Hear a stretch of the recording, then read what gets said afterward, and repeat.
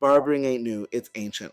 A lot of folks think barbering started with clippers and fades. Nah, barbering is older than electricity, older than plumbing, older than most of the rules we live by today. Barbering goes all the way back to when humans first started caring about how they looked and how they were seen. Before scissors, before razors, folks used sharpened stones, shells, even pieces of bone. Hair wasn't just hair back then. It was spiritual, it was symbolic, it meant strength, rank, identity. In early tribal cultures, hair represented power.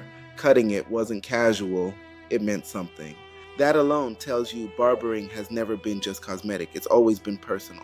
The word barber itself comes from the Latin word barba, meaning beard.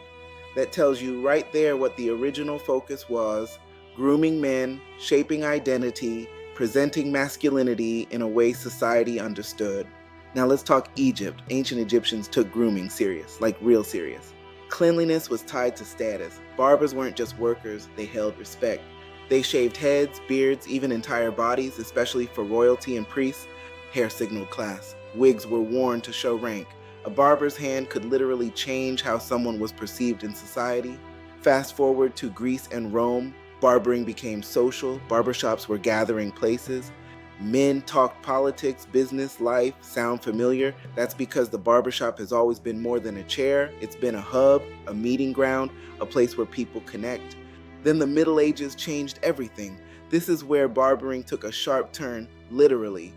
Barbers weren't just cutting hair anymore, they were pulling teeth, performing bloodletting, treating wounds. Religious leaders weren't allowed to spill blood, so barbers stepped in. That's where the barber surgeon comes from. And that old school barber pole you see spinning today, that ain't decoration. Red for blood, white for bandages, blue for veins, that pole is history in motion. Eventually, barbering and surgery split. Medicine became its own profession. Barbering returned to grooming.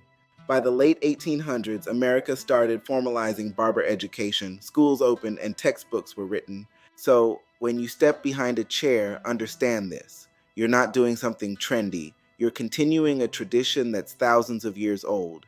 That history carries weight, and how you carry yourself should reflect that.